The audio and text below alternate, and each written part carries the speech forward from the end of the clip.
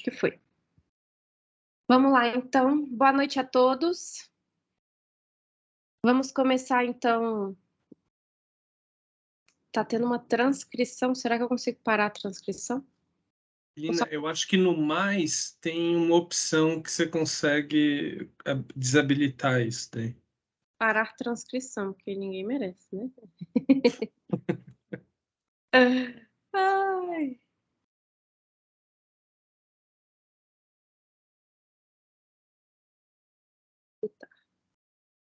Foi, né? Apagou aí para vocês?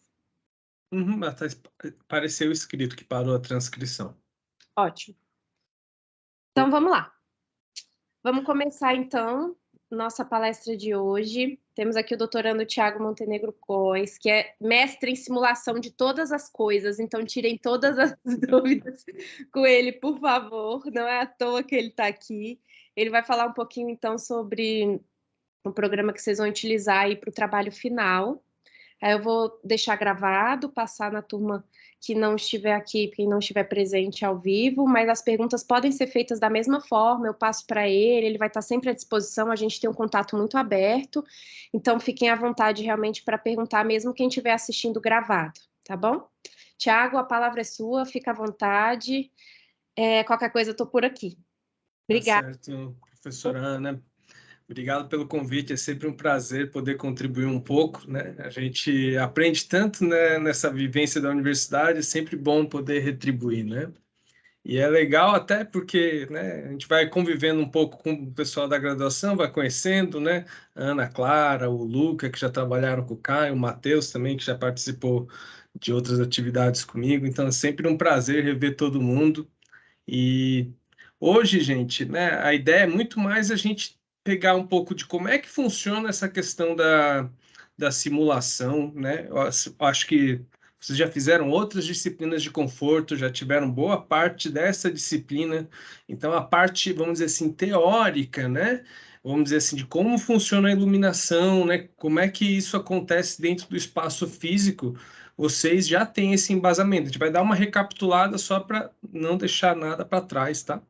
Mas a ideia é que vocês já têm isso, então a gente vê como é que isso se aplica numa ferramenta de modelagem, né? No caso, o SketchUp, que eu acho que é algo que a maioria de vocês já tem familiaridade, então fica um pouco mais fácil, né? E aí a gente vê como é que, vamos dizer, a gente faz para avaliar, porque a gente vê aquelas questões, né, de iluminação, mas como é que eu faço para avaliar isso durante o ano inteiro?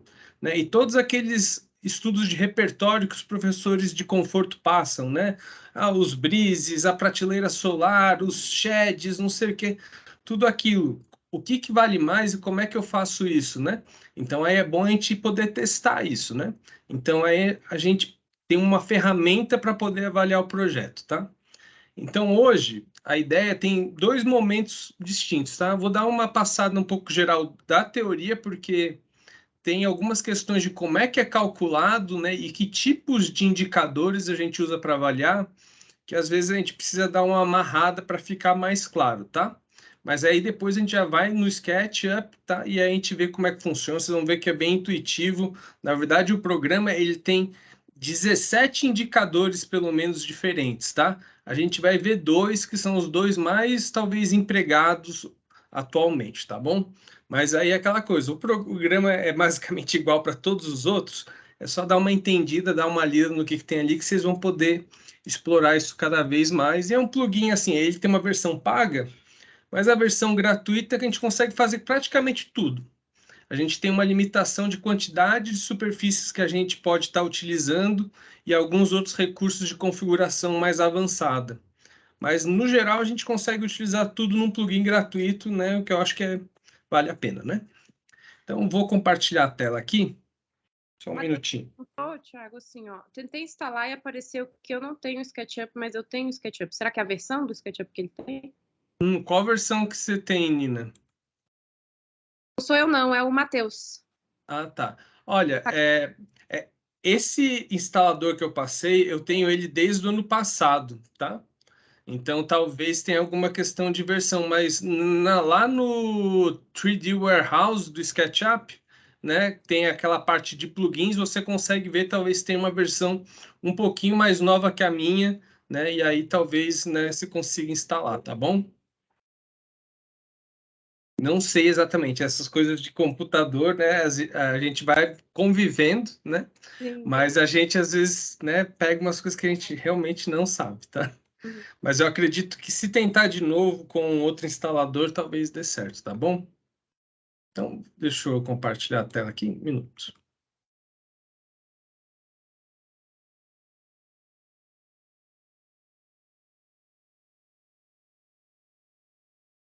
Vocês estão vendo a apresentação? Sim, perfeito, então, tá, gente? Isso daqui eu tenho uns cursos, né? Isso daqui é uma aula, né, desse curso, tá? Então, a gente vai ver exatamente essas métricas de avaliação dinâmica, tá? Que são o que a gente chama de Daylight Autonomy, né? Que seria uma tradução explícita, né? Autonomia de luz natural, tá? Useful Daylight Illuminance e Annual Sunlight Exposure, tá? Eu vou explicar o que é uma simulação dinâmica, tá? Não se preocupem que a ideia é exatamente essa, a gente entender isso, tá bom? Então a gente tem, né, iluminação natural, né? Aqui a gente está vendo um mapa colorido, a gente vai gerar um mapa desse tipo, mas muitas vezes, né, até recentemente, por exemplo, a norma de desempenho, ela trabalhava da seguinte forma, né? A gente pegava um horário específico do ano, assim, sei lá, dia 15 de setembro, né, às 15 horas, e aí via quantos looks estava entrando dentro daquele ambiente e faz um mapa desse. Então, o mapa representa, vamos dizer, o quanto de iluminação eu tenho, tá?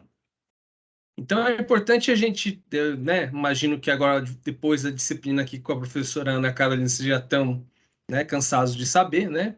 Mas, por exemplo, a gente tem aqui, no caso da iluminação artificial, né? A gente tem, né, aquilo que, vamos dizer assim, parte da fonte luminosa, né? A gente trabalha a luminância, né? Enquanto aquilo, a quantidade de luz que chega numa superfície ou num plano, o que quer que seja, a gente chama de iluminância, tá? Então, um a gente vai estar falando em candela, metro quadrado, né? E outro a gente está falando em lux, tá? Então, é, é só para a gente relembrar essa distinção, né, dessas duas formas de estar avaliando, né, a luz, tá? Então, como é que a gente vê essas simulações que a gente chama de simulação estática, né? Então, é bem aquilo que que eu estava falando agora há pouco, né? A gente pega um horário, né, aqui no caso, né? 9 da manhã, né? E aí tem uma abertura, né? E aí tá vendo, né, o quanto de iluminância a gente está tendo naquele ambiente, em vários pontos diferentes, tá? No caso da norma de desempenho antiga, a gente pegava um ambiente desse como a sala e pegava o ponto do meio e tinha que ver se tinha mais ou menos de 60 lux, tá? Então era assim que a gente trabalhava esse tipo de análise. Na verdade, tinha que pegar 4 horas do ano para avaliar isso, tá? Então, a gente pegava 4 horas diferentes do ano para ver se duas de manhã e duas à tarde, para ver se estava atendendo esses 60 lux. E talvez você já tenha agora mais familiarizado, 60 lux é bem pouquinho, tá? É um negócio bastante pouco, assim. Não é um lugar assim. Se você fizer um corredor com iluminação artificial com 60 lux, ela está abaixo do que precisa, tá? Então, para ler, não é um ambiente para ler, tá bom? Então, é um valor muito que a gente é muito baixo, mas era um valor melhor do que nada. Era, vamos dizer assim, a realidade que a gente tinha, tá? Outra forma de a gente avaliar, né, o que a gente chama de avaliação estática, né? Estática no tempo. Naquele instante, é quando a gente faz esse tipo de avaliação de ofuscamento. Então, a gente está vendo o quanto cada superfície, vamos dizer assim, ela está emitindo ou refletindo de luz, tá? Então, a gente está vendo aqui essas diferenças de contraste, tá? Porque ofuscamento não é só que tem muita luz, é que você tem muita luz direcional naquele ponto. Então, se eu estou de costas, às vezes não faz tanto problema, tá? Mas se eu estou olhando para a fonte luminosa, aquilo vai me causar um desconforto visual, tá? E tem o outro aspecto que é o contraste entre algo que é muito forte e algo que é escuro, né? o ofuscamento ele acontece mesmo nessa distinção, vamos dizer assim, nesse contraste, tá? Então, nesse mesmo caso aqui, a gente está vendo isso só num instante no tempo, né? A gente define lá um horário específico de um dia e, né, faz uma simulação olhando naquela direção para ver, né, se a gente tem um potencial de ofuscamento naquela direção, tá? E a outra forma que a gente tem de avaliar, né, estaticamente, que foi talvez durante os últimos 20 anos a forma mais usada no mundo todo, é o que o pessoal chama de daylight factor, né? Então, como é que era calculado isso, né? A gente pode fazer isso, vamos dizer, manualmente, com o luxímetro, vai dentro do ambiente, faz as medições e vai lá fora, no mesmo horário, num lugar que não tenha, vamos dizer assim, sombreamento, que fique exposto e faça uma medição, tá? Quando a gente pega uma luz do sol, assim, lá fora, é muito alto o valor, é tipo 10 mil, 20 mil lux, tá? É muito alto. E aí o que ele está falando é a comparação com o que tem dentro e fora. Então a gente faz uma divisão, né, vamos dizer, do valor de dentro com o valor de fora. E aí vê uma porcentagem. Essa porcentagem é equivalente, vamos dizer assim, a essa, né, vamos dizer assim, porque seria muito complicado eu falar assim, tem que ter não sei quantos lux, né, um valor. Mas às vezes é um lugar que tem pouca luz. Imagina um problema desse lá na Islândia, na Finlândia, num lugar, né, que tem menos luz boa parte do ano, né? Então é importante ter um parâmetro que seja do clima local, então relacionado à quantidade de luz que tem lá fora, tá? Isso normalmente é feito, né, com o céu totalmente encoberto, tá? A gente considera um momento meio aleatório, mas com o céu totalmente nublado, que tem uma distribuição bastante homogênea da luz, tá? Só que o que acontecia antigamente? Para realizar uma simulação dessa, tem uma demanda computacional. E até uns anos atrás, era muito demorado fazer algo mais complexo, ou mais horas do ano, né? Hoje em dia é muito mais acessível. Então, a gente está mudando de paradigma, né? De uma visão dessa de calcular, né? Um momento só para todo o ano, tá bom? Então, pensa comigo, né? Como é que isso é meio complicado, né? Imagina que eu tenho essas avaliações momentâneas de um momento específico do ano, né? E eu quero comparar se o meu Breeze está melhorando ou não, né? Aí eu vou fazer uma simulação de um horário e vou dizer, olha, não está ajudando nada.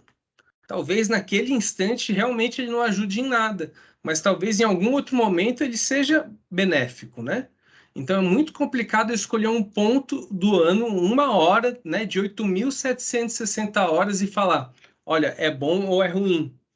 Então aqui no caso, né, ele pegou um dia, né, e fez várias simulações para 3 cenários diferentes, né? Um sem nada, vamos dizer assim, um com um sombreamento e outro, né, com um tipo de veneziana, né, exterior. E aí a gente começa a ver assim, ele conseguiu fazer várias simulações, ele consegue agora comparar um com um, mas mesmo assim, dois problemas, né? É só um dia do ano e é muita coisa para eu comparar. Às vezes, num período do dia, vai ser mais benéfico uma solução, às vezes, outra vai ser mais em outro período do dia. E aí, como é que eu comparo isso tudo, tá? E é aí que a gente tem a simulação dinâmica, tá? A simulação dinâmica, ela faz esses mapas coloridos também, mas a lógica é outra agora, tá? Repara, tá? Vou voltar aqui um minutinho. Repara aqui, né, que a legenda é a quantidade de lux, tá? Agora, a legenda, né, é uma porcentagem, tá bom? Então, o que que ele está dizendo? É uma porcentagem de tempo, tá bom? Porque o que ele faz, na verdade, essa simulação? Em vez de eu simular um horário, eu estou simulando, por exemplo, tá? Todas as horas de luz, né? Vamos dizer, todas as horas de dia durante o ano. É umas 4.300 horas, pelo menos, tá? Então, ele vai calcular todas essas horas, tá? E aí ele vai fazer uma avaliação e dizer assim, olha, aqui eu preciso de pelo menos 300 lux para ser um ambiente adequado. Tem norma que define esse tipo de valor, tá? É a 8995 da ABNT, tá? Então, ela vai falar assim, olha, ambiente de escritório padrão são 300 lux. Ah, um corredor é 100 lux. Ah, cafeteria é 150 lux. Ele vai dar esses valores. Então, a gente coloca, por exemplo, no caso de um escritório, né? Ah, 300 lux. Então, para cada pixel desse, para cada quadradinho desse, ele faz o seguinte, ele calcula todas aquelas 4.000 e tantas horas do ano e vê quantas horas estão acima de 300 lux e quantas horas estão abaixo. E aí ele vai calcular uma porcentagem. E aí aqui no caso, o vermelho, né, seria que tem mais horas acima de 300 lux, ou seja, que tem, vamos dizer, autonomia de luz, e mais perto do azul é quando a gente tem menos autonomia de luz. Né? A gente começa a ter algo que a gente consegue avaliar por um intervalo grande de tempo. E essa é a diferença. Enquanto que num tipo de simulação eu consigo olhar com muita precisão o que acontece num momento, na outra eu tenho uma visão mais global de todos os momentos do ano. Então eu consigo ter, né, algo que é mais próximo da realidade da iluminação natural, né? Porque a iluminação artificial é aquela coisa, você ligou a luz, a não ser que tenha um dimmer, né? Ela vai ser aquela quantidade de lux, né? A iluminação natural é muito dinâmica, porque cada hora é uma posição diferente no céu. Cada dia, né, tem um ângulo, né, uma altura solar diferente também, né, para aquela hora. Então é muito difícil a gente fazer uma avaliação, né, de um momento e achar que aquilo vai ser representativo de todo o tempo, tá? Então, por isso que a maioria das normas está indo na direção de fazer essa abordagem de iluminação dinâmica, tá? A nossa NBR mudou o ano passado para esse modelo de simulação dinâmica, tá bom? Mas só para a gente ver, né, fixar isso para ver se a gente entendeu, né, como é que isso funciona, né? Então, a ideia é aquela que a gente estava conversando, né? Eu tenho uma porcentagem de tempo, né, que atinge ou supera um valor de luminância, né? Então, a gente tem aqui aquele mapa, né, foi o que a gente estava conversando, vermelhos, mais horas do ano que está acima desse valor de iluminância e o azul mais baixo, tá? Então, vou dar um exemplo aqui como é que isso aparece escrito em norma, em certificação. O LEED usa isso, o BREEAM usa isso, todo mundo usa isso, tá? Então, como é que aparece, né? Está escrito aqui DA, né, que é Daylight Autonomy, e ele vai colocar aqui o valor de luminância. Então, é 300 lux, tá? Então, ele está falando aqui, ó, 300 Daylight Autonomy para 300 lux, tá?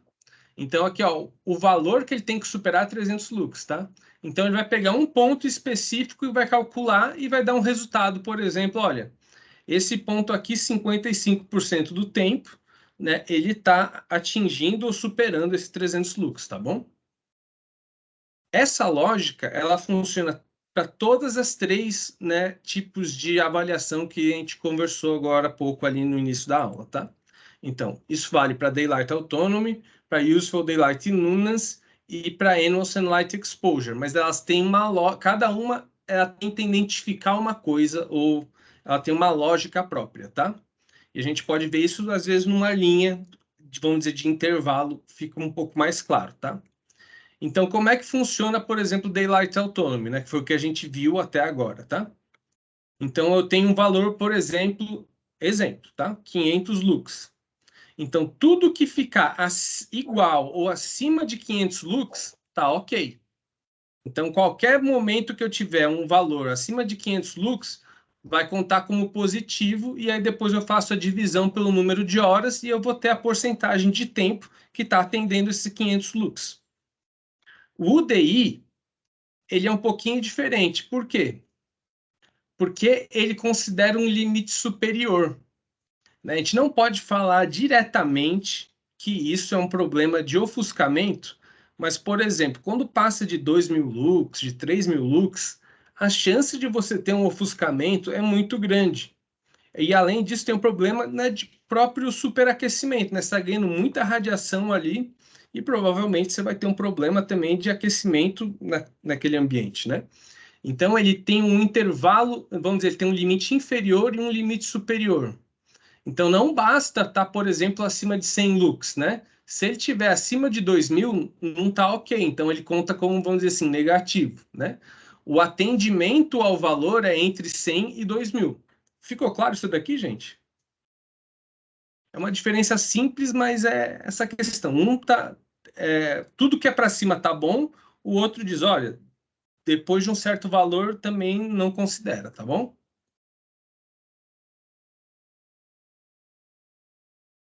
E o outro, né, que é o Annual Sunlight Exposure, ele está muito mais ligado a essa questão do ofuscamento, tá?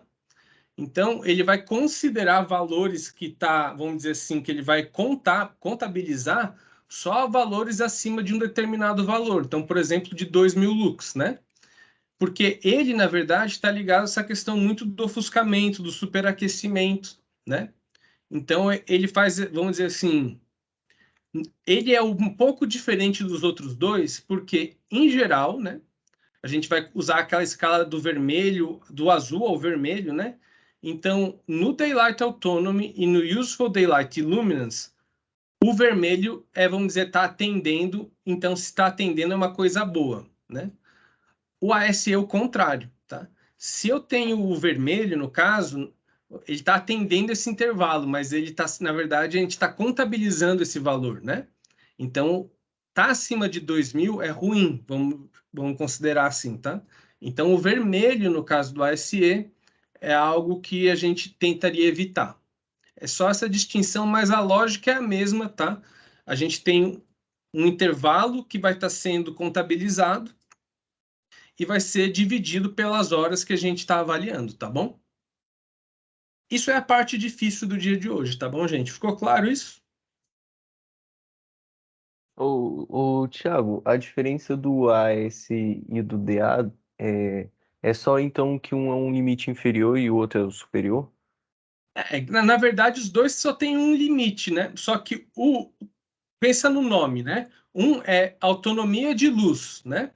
Então a gente está vendo como se tivesse um valor que fosse. A gente tem algo que é muito pouco, que não vai dar autonomia, por exemplo, uma pessoa trabalhar, para uma pessoa ler, tá?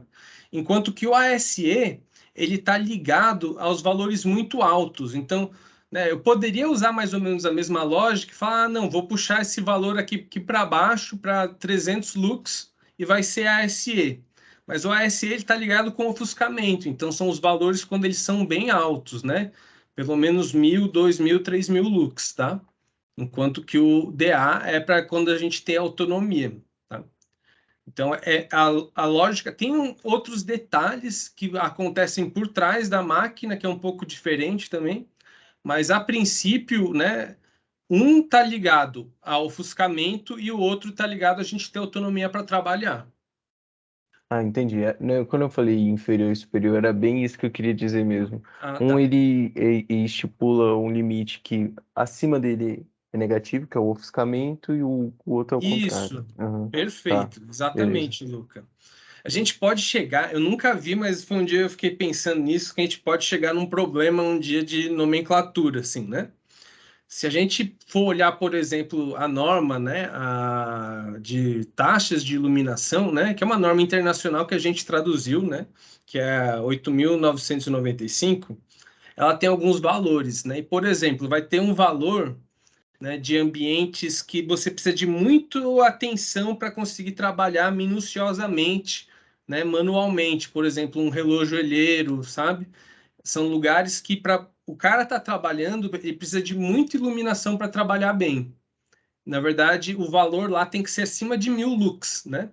Então é bastante iluminação. A gente poderia considerar, nesse caso, 1.000 lux, acima de 1.000 lux para a autonomia de trabalho dele, né? Mas em geral, quando a gente coloca 1.000 lux, se eu não me engano, o lead ele trabalha com 1.000 lux para ASE, né? Então, ó, você não pode ter mais do que 10% da área do espaço, né, com ASE 1.000 lux, né? Porque senão aí você vai estar tendo muito tempo de ofuscamento, né, no ambiente, né? Mas aí é um outro papo, né? Outra conversa. Mas em geral a lógica é essa. Um é para ter autonomia para a pessoa poder trabalhar, a outra é algo que vai estar ligado a ter ofuscamento, tá bom? Perfeito. Ok? Essa é a parte difícil, entender a lógica. Eu imagino depois, quando a gente mexer, começa a ficar um pouco mais claro, ou pelo menos as dúvidas aparecem, tá? A gente não vai trabalhar isso diretamente, mas eu quero falar disso, né? Só esses últimos slides, só para a gente entender um pouco mais, e vocês, caso queiram se, né, mergulhar um pouco mais no assunto, tá? Mas eu tenho um problema, né? Aqui, se a gente for olhar, né? Ok, eu consigo ver bem visualmente, né, que aqui está melhor, aqui está pior, né? Se eu colocar um breeze, né, às vezes eu consigo ver que está, né, reduzindo, às vezes alguma, né, no caso do se fosse o DI, né, está reduzindo o desconforto, tal.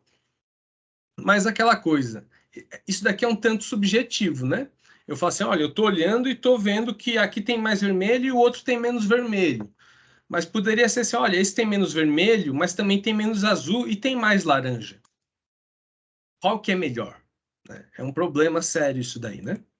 Então, existe uma métrica para avaliar isso, tá? Que é, vamos dizer, a gente extrapola em cima dessas lógicas aqui, mas é uma extrapolação disso daqui, tá? Então, quando a gente fala, né, a gente estava medindo a porcentagem de tempo. Agora eu quero fazer uma medida de porcentagem de área. Então, como é que funciona, né? Eu vou ter uma área, né, uma porcentagem de área daquele ambiente que atinge ou supera uma porcentagem de tempo, que por sua vez atinge ou supera um valor de luminância, tá? Aí como é que isso funciona, tá? Então ele tem esse Szinho aqui na frente do Daylight Autonomy, né, que é spatial, né, que é espacializado, que tem a ver com a área, tá? Então ele está colocando o seguinte, tá? Eu tenho um valor de referência, por exemplo, 300 lux, tá? E eu quero que cada ponto daqueles, eu quero avaliar se ele tem mais ou menos do que 50% do tempo atendendo, tá? Então, se a gente fosse olhar aqui naquele mapa lá, naquele ambiente, né? Eu tenho aqui, olha, amarelo em diante está acima de 50% do tempo. Então, eu pegaria toda essa área vermelho, laranja e o amarelo, né? Pegaria todos esses pontos, né? E faria uma medição de quanto da área é essa área, tá? Então, eu poderia ter um valor, por exemplo, né, de, sei lá, né? Aqui eu botei um valor aleatório. 65% do ambiente tem mais do que 300 lux por pelo menos 50% do tempo. Então, é uma forma mais objetiva de eu poder trabalhar e avaliar aquele ambiente, porque agora eu tenho um único valor para estar avaliando aquele ambiente. Fez sentido isso daqui? Eu sei que é um pouquinho confuso, tá? Mas é a lógica que é empregada, por exemplo, hoje na NBR, tá? A gente faz avaliação do ambiente vendo esses valores, né, de SDA, tá bom? E é mais ou menos a mesma coisa para o ASE, só que o ASE, em vez de ser uma porcentagem de tempo, ele, por exemplo, às vezes aparece nesse formato aqui, com a quantidade de horas que, né, está sendo. Isso aqui, por sinal, é a norma do LEED, né? Ele vai pedir 1000 lux, né, vamos dizer, o valor superior, e não pode passar de 250 horas do ano, tá? E não pode passar de 10% da área de piso, tá? Só para a gente ter uma ideia, esse daqui é a tabela do LEED, tá? Eu tirei do manual, tá? Então, por exemplo, aqui, ó, repara, né? Ó, Spatial Daylight Autonomy, 300 lux, 50% do tempo. Aqui, bem aquele formato, tá? Aí, o que está escrito aqui, né? A média, né? Porque são vários ambientes num prédio, né? Desses valores, né? De áreas ocupadas, é pelo menos 40%, né? Então, 40% da área de piso, né? Está acima de 300 lux, pelo menos 50% do tempo, ele ganha 1 ponto. Se esse valor de área de piso for entre 40 e 55, 2 pontos. E de pelo menos 75, né, 3 pontos, tá? Então, ele tem, vamos dizer assim, esses intervalos, né, que ele vai dar a pontuação, que depois vai somar em tudo que eles vão, né, desenvolver na certificação, tá? Mas você vê que é essa lógica que a gente estava vendo aqui, tá? Tem esse desenho aqui de quanto por cento da área está atendendo 300 lux em pelo menos um valor de tempo, que normalmente é 50%, tá bom? Ficou claro, gente? Muitas dúvidas? Vocês podem perguntar, gente, que agora a gente vai para o sketch. Tiago, esse cálculo da área, a gente tem. O gráfico nos mostra a área que a gente tem ali de vermelho, laranja, amarelo. Só Sim. que ele é orgânico, né? A distribuição. E aí esse cálculo da área ele é geralmente feito como? Então, normalmente a gente vai olhar isso aqui, isso daqui são pontos, tá? A gente define a quantidade de sensores que vai ter o ambiente, né? E ele vai calcular, na verdade, em cima da quantidade de sensores, tá?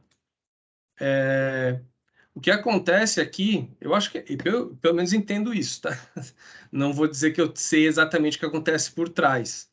Porque essa mancha vermelha é uma interpolação entre os pontos, né? Aqui é um valor, aqui é outro.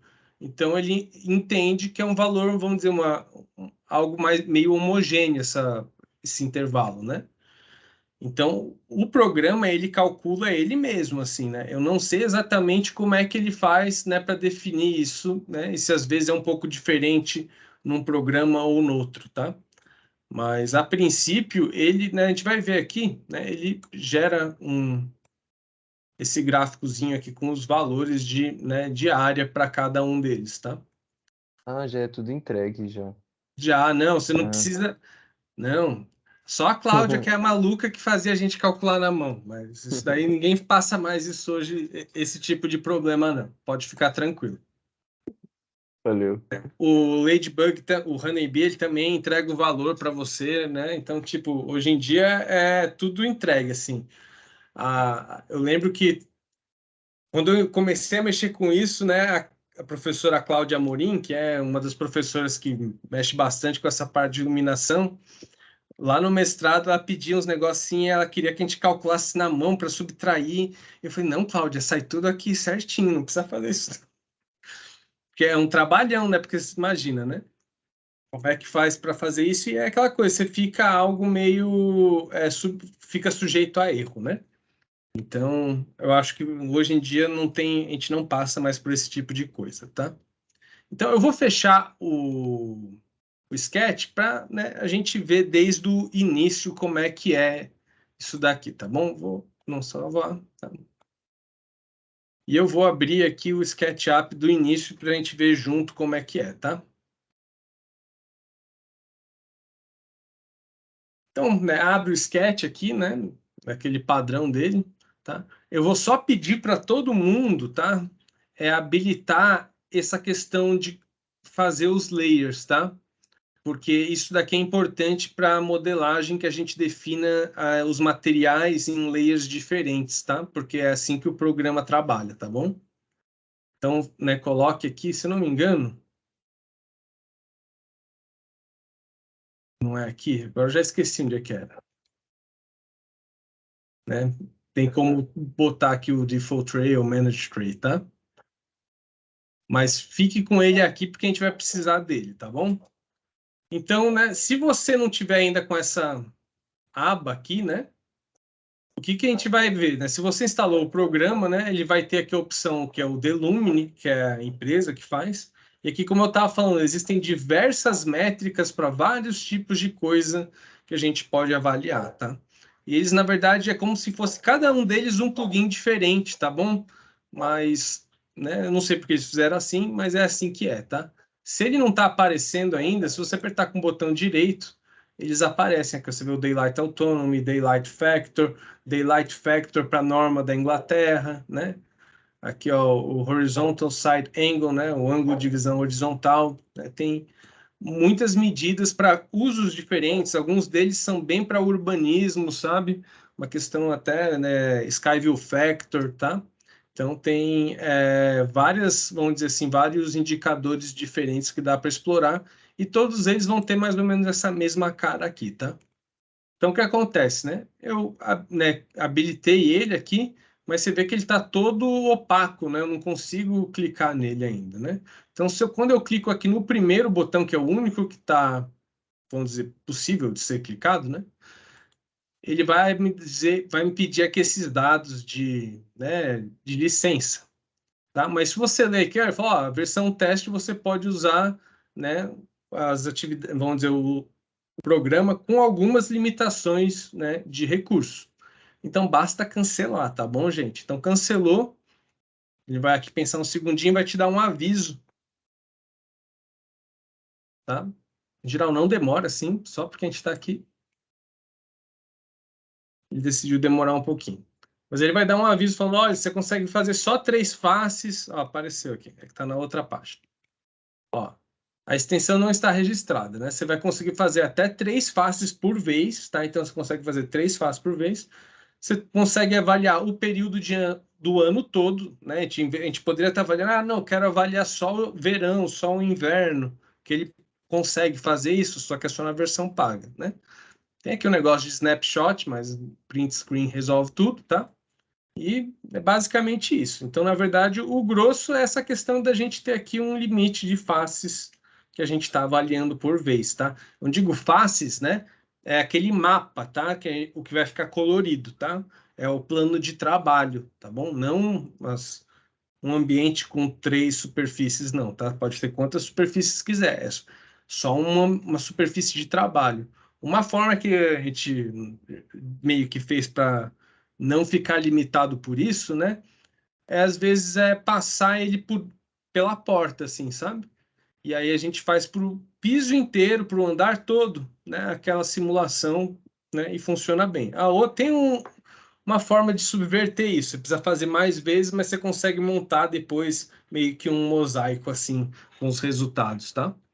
Mas a princípio a gente vai trabalhar com um só, tá? Mas a ideia funciona igual para os outros, tá? Com mais fáceis ou menos fáceis, tá?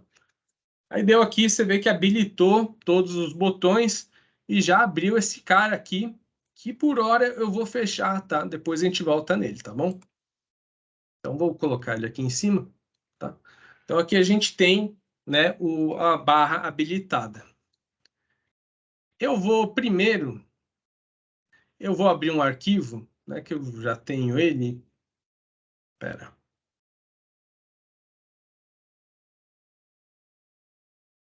Que eu acabei dando esse workshop para o Caio semestre passado.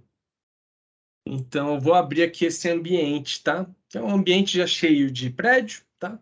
Mas só para ter um contexto melhor, tá? Isso daqui, talvez vocês já conheçam, né? Eu baixei de um site, tá? Chama CAD Mapper.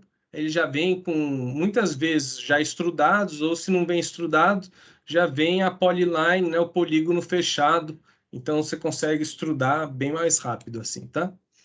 Então, né, e aqui um ambiente, tá? Né, um espaço qualquer, tá? Então, vou habilitar aqui só para a gente ver isso daqui, tá? Então, no caso, né, bem simples o ambiente, tá? Mas nem sei se agora era o mesmo estudo, tá? Mas só para a gente ter, né, esse ambiente aqui, eu vou apagar ele.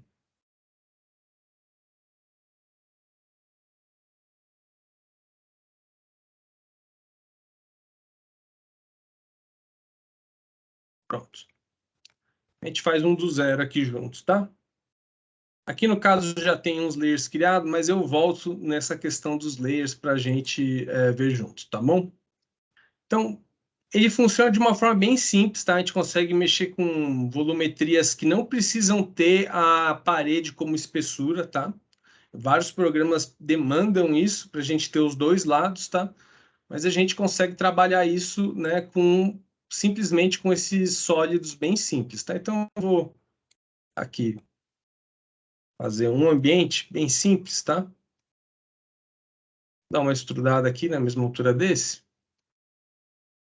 E o que acontece, tá? Eu tenho esse espaço aqui, né?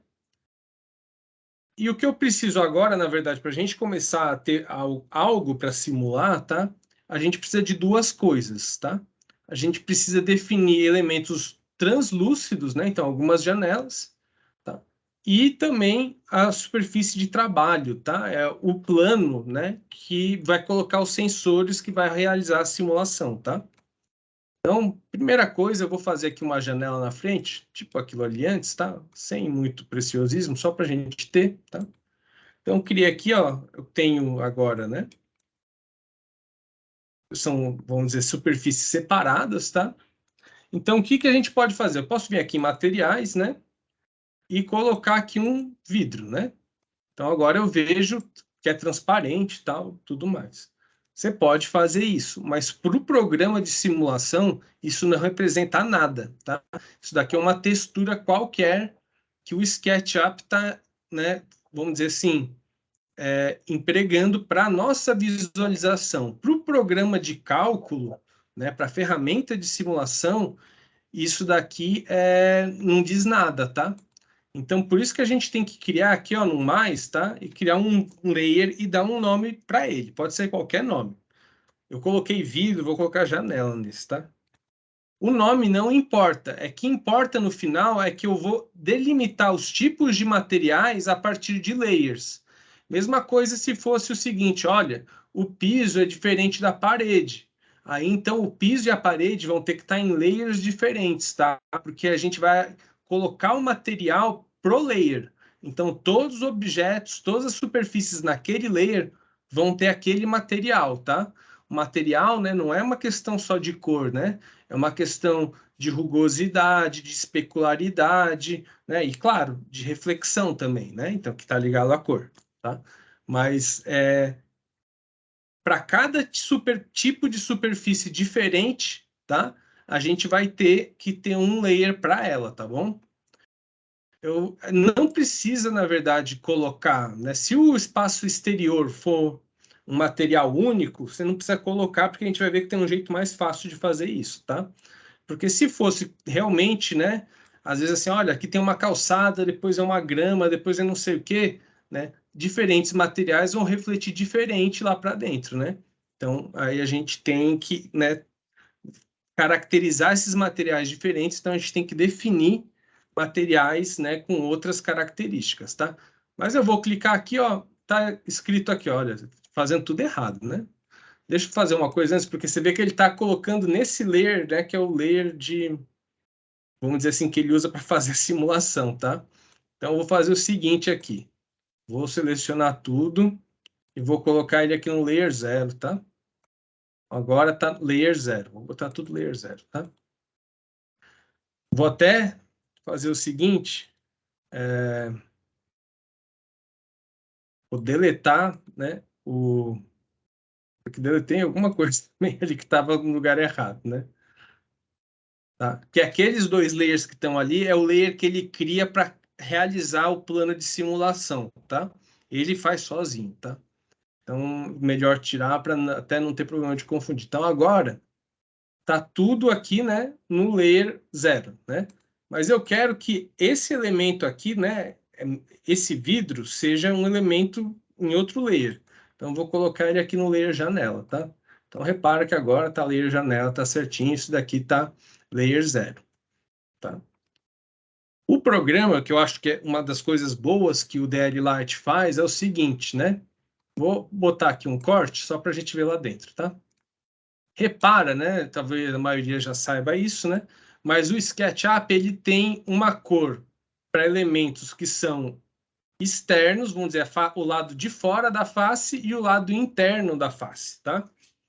Então, o SketchUp, ele entende o que é uma coisa e outra, né? O que acontece em muitos programas é que eu preciso que a face seja sempre externa.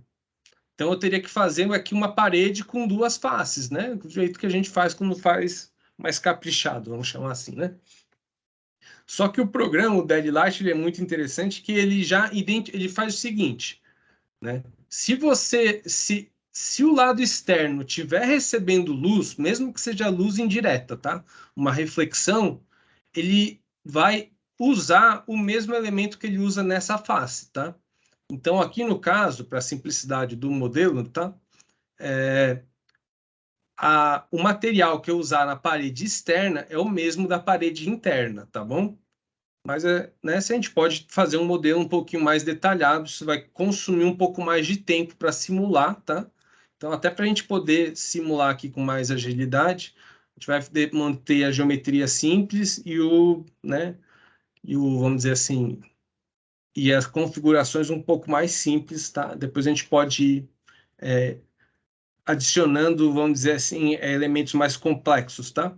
E isso é uma coisa assim, vou dar pela minha experiência com simulação. É sempre bom ir fazendo as coisas incrementalmente, tá? É sempre bom você ir fazendo algo e vai colocando elementos a mais na sequência, porque depois, às vezes, você começa já querendo fazer algo super complexo e rebuscado, e aí dá um erro, a simulação não roda e você não consegue nem saber aonde foi que isso está dando erro. Então, quando a gente vai fazendo isso incrementalmente, né, aí a gente consegue ver até em que momento é que está dando erro, e aí a gente consegue mais rapidamente corrigir alguma coisa que o programa está tendo dificuldade, tá? Então, às vezes, é melhor trabalhar do simples para o complexo e não querer já chegar no complexo de cara. Falo isso porque eu já fiz isso algumas vezes e é muito frustrante. Você gasta 3 dias modelando o negócio, depois dá uns erros e você fala assim, gente, não sei nem aonde isso é. É mais fácil isso começar do zero de novo. Mas tudo bem, tá? Então, basicamente, né, a gente está quase acabado, vamos dizer, a parte de modelagem aqui, tá? Só tem um detalhe que eu vou chamar a atenção aqui, né? Aqui a gente precisa criar uma superfície para ele fazer essa análise, tá? Então, né, aqui a gente nem usou as barrinhas aqui, os elementos da barra, né? Mas eu tenho esses dois elementos aqui, que se você parar aqui em cima, ele vai falar, ó, criar uma cópia, né, de uma superfície para, na verdade, criar essa superfície virtual que ele vai calcular, né, vai colocar os pontos que são sensores e calcular o quanto de iluminação está chegando ali. Se eu vier, repara que eu venho aqui, né, ele já meio que pré-seleciona a superfície. Se eu fizer isso agora, eu vou ter um erro, tá? Eu vou fazer aqui até para a gente ver, tá? Fiz aqui e repara, né? A minha superfície foi para baixo. Isso acontece porque ele está considerando a face para fora, né? Tá? Então, se a gente passar aqui para baixo, repara, né? Esse lado é o lado de fora, então ele fez o valor para fora, tá? Dá um Ctrl Z aqui, se ele aceitar. Não, vou deletar, pronto. E deletar esse aqui também. O mais adequado, tá, gente? Eu clicar aqui, né? Clicar com o botão direito e inverter a face, tá? Intersect, pera. Reverse face, tá aqui. Repara, né? Agora, né? O meu lado claro tá aqui para cima, né? E o lado escuro tá para baixo. Então, agora, quando eu pegar ele, ele vai jogar para o lado certo, tá?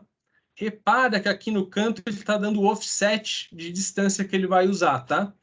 Então, a maioria das normas vai usar um plano de trabalho. Então, é como se fosse a bancada de trabalho, né? Que, né, ela fica ali entre 70 e 80 centímetros normalmente, tá? Então, pode usar o default aqui 70, mas se você digitar aqui no teclado, né, 0,75, né, uma altura de bancada mais adequada do que 70, né? E agora eu, né, clicar aqui, ele cria o plano para o lado certo, exatamente com 0,75 centímetros, tá bom? Ok, gente? Opa, queria mostrar uma coisa que ainda não existe, tá? Repara quando ele criou aqui também, né, esse layer, que é um layer só para esse elemento, tá? Que isso daqui é um plano virtual. Você repara até que ele é meio transparente, mas é onde vão ficar os sensores para calcular, né, a iluminação. Ok, gente? Vou tirar aqui né, esse cara. Então, repara que o meu modelo está inteiro, tá? Não, eu já fiz isso daqui, tá?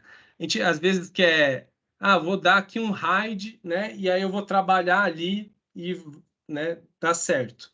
O problema é quando você dá um hide, é que na hora que simular, ele não vai considerar os elementos que estão escondidos, tá? Então aí você tem que trazer ele de volta na hora de simular, tá?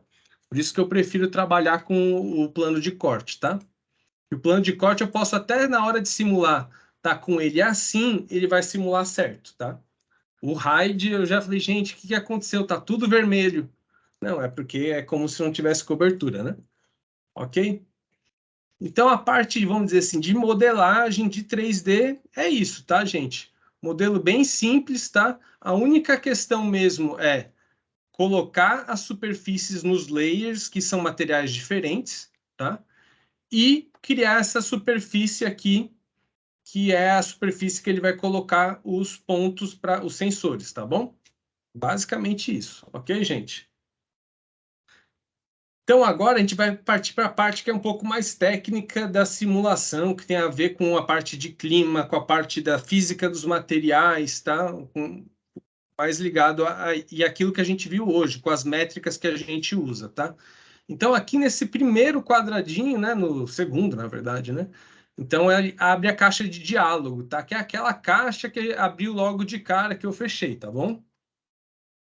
Então, como é que isso daqui funciona, tá? Todos eles vão ter essa mesma lógica. O botão seguinte é sempre a caixa de diálogo. E aí, para cada caixa de diálogo, vai ter vamos dizer assim, algo mais delimitado em função de como é que é aquela, vamos dizer assim, aquele indicador, tá? Então, vamos por partes, tá? Primeira coisa que tem que fazer, você tem que dar um nome para o projeto, tá? Porque para ele se organizar. E você precisa colocar... Eu só cliquei, tá, gente? Clicando aqui, ele vai abrir, você tem que escolher um lugar para ele salvar essas coisas, tá? Porque, na verdade, a gente não vê muita coisa que acontece, mas o que que tem, né? Por trás desse programa, tem um programa que é o programa mais utilizado para fazer simulação de iluminação, que é o Radiance, tá? E o Radiance, ele vai gerar vários arquivozinhos de dado de entrada, vários arquivozinhos de dado de saída, vai fazer toda a mágica que ele tem que fazer para a gente ter o resultado. A gente não precisa ver nada disso que acontece, mas o programa precisa de um lugar para salvar esses arquivos, tá? Então, a gente tem que, né, criar um lugar para ele, tá? Vou colocar aqui uma pasta, tá? Quanto mais organizado, depois melhor é para sua vida, tá? Mas eu falo isso e às vezes eu sei que, né, eu mesmo fico perdido na minha organização. Mas criou a pasta, seleciona a pasta, tá? Então aqui eu vou até dar um nome igual, vai. Sem um. Tá? Então é só um nome qualquer e uma pasta qualquer no seu computador, tá bom? Ok, gente? Eu vou pular toda essa parte aqui do meio para a gente pegar essa parte aqui de baixo primeiro, tá? Então, aqui, provavelmente, vocês devem lembrar das outras aulas de conforto, né? Também já tratavam disso, né? A gente consegue definir o albedo do chão, tá? Do chão do entorno, não de dentro da edificação, tá? Então, a gente consegue já, de cara, não precisa ter nenhum material. Repara lá que aqui fora, né? É vazio, tá? Isso daqui não tem nenhuma superfície aqui no chão. Mas ele sabe que o zero é o nível do chão. E aí ele vai colocar um material aqui, qualquer que eu definir, né? Eu posso escolher qualquer um desses materiais, né? E aqui ele já dá um valor de reflexão desses materiais, tá? Então você vê, ó, não tem reflexão nenhuma, tá? Ou, ó, né, um asfalto que tem menos reflexão, porque é muito escuro, né? Você vê que neve, né? Ela reflete muito, né? Então aqui tem vários valores de reflexão padrão já limitados, né, que você já pode utilizar. Ou se você tem um valor muito específico que você queira usar, você pode definir ele aqui, tá? No custom, tá bom? Então vou botar aqui, né? Vou deixar aqui o asfalto no meu caso, tá? Mas vocês podem colocar outro elemento que vocês prefiram, tá bom? Mas é um jeito muito prático de conseguir colocar um valor para tudo já de uma vez, numa tacada só, sem precisar modelar nada, tá? A coisa seguinte que a gente vai ver é te definir o local que essa edificação tá, né? Então, a gente precisa pegar um arquivo climático, né? Para poder ter esses dados, né? Vamos dizer assim, tanto de latitude quanto de longitude, mas todo aquilo que a gente está falando do céu, olha, Brasília é um... Eu não sou de Brasília, né? Eu moro aqui há alguns anos, mas essa época do ano em Brasília é muito específico, assim, porque praticamente não tem nuvem. É um céu muito claro, tem muita luz, né? É diferente, por exemplo, quando às vezes, né, a gente tem mais nebulosidade, apesar que distribui muita luz, né? vamos dizer, dar uma lavada, vamos chamar assim, tá? E para isso a gente tem arquivos climáticos, tá? O arquivo climático nada mais é do que uma estação meteorológica.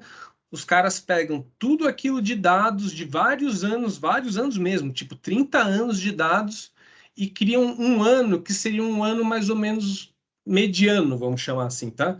Que eles chamam de ano típico, tá? Então, naquele intervalo de 30 anos, o que seria um ano mediano, né? Vamos dizer assim, nem tão quente, nem tão frio, nem tão com muita nuvem, nem com pouca nuvem, com muita chuva, com pouca chuva, tá? Então, esse arquivo climático, ele traz esse tipo de dado dessa forma, tá? Existe arquivo climático para muita cidade, tá? Vou aqui rapidamente sair, só para a gente ver, tá? Eu vou passar esses links para a Nina, tá? Não se preocupem, mas, por exemplo, aqui, o EPW Map. Esse daqui é do Ladybug Tools, mas funciona para qualquer programa, porque, na verdade, é só uma forma de baixar o arquivo climático, tá? Cada pontinho desse é um arquivo climático, tá bom, gente? Então, vocês veem que tem bastante arquivo climático. Se a gente chegar aqui em Brasília, tem 4 arquivos climáticos, tá? 5 até, né? Se considerar este Planaltina. Na verdade, aqui tem esses 2, né? São 6, então. Então, a gente tem muitos arquivos climáticos. Aqui tem a fonte do arquivo climático, tá? Se olhar direitinho, né? Aqui, ó. Você clica aqui, ó. A fonte é o INMET, tá? Ó, Brasília, tá bom? Então, se você quiser, você pode baixar ele aqui. Ah, é outra cidade. Goiânia, tá, gente? Não tem. Tem, mas não tem, tá? Ele não está funcionando, essa é a verdade. Mas tem muito arquivo climático, então, né, é provável que se não tem na cidade, tem uma cidade próxima também, tá? Então, a gente tem uma disponibilidade bem grande de arquivo climático, tá? Então, né, aqui dá para baixar praticamente qualquer lugar do mundo, tá bom? Então, o que acontece, né? Se eu clico aqui, né, ele vai me trazer para uma pasta, ele já tem, se eu não me engano, é que agora eu não vou lembrar, né? Mas eu acho que Brasília ele já tem um arquivo climático no próprio programa, tá? Então aqui você vê que ele tem de várias cidades, principalmente da Europa, né? Porque o programa é francês, tá? Então ele tem várias cidades, tá? E uma delas aqui o Brasil, né? Se não me engano tem Brasília, tá? Mas se não tiver, é só baixar ali que você consegue selecionar o arquivo, tá? Ele tem esse final aqui EPW, tá? Porque na verdade ele foi feito inicialmente para o Energy Plus, tá bom? Que é um programa que a gente usa para fazer simulação da parte de conforto térmico, de consumo energético, tá? Mas é só vamos dizer assim, a extensão dele, tá? Então ele tem esse final EPW, tá? Porque quando você baixa, ele vem 4 tipos, baixa um arquivo climático, vem 4 arquivos numa pastinha, tá?